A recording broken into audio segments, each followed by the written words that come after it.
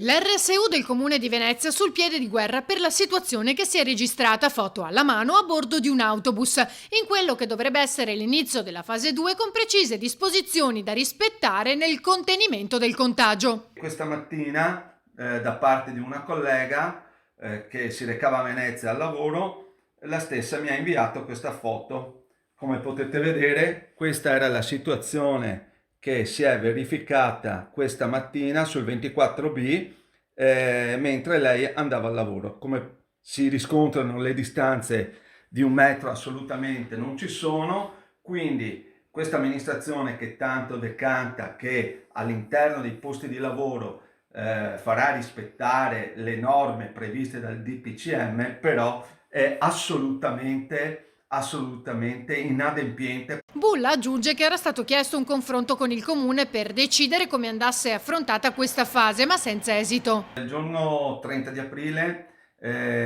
noi come RSU abbiamo scritto all'amministrazione comunale perché ci convocasse ad un tavolo urgente, visto che eravamo venuti a conoscenza da parte di alcuni colleghi che per mano di alcuni direttori l'amministrazione stava programmando il rientro al lavoro da parte dei colleghi stessi.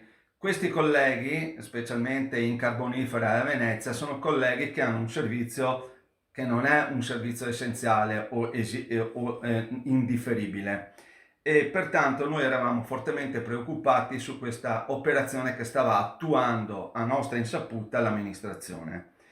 Noi non abbiamo avuto alcun riscontro da parte dell'amministrazione, quindi noi denunciamo questa gravissima situazione di questa amministrazione che pensa solo al fatto che chi lavora in lavoro agile non è così efficiente ed efficace come se lavorasse in ufficio.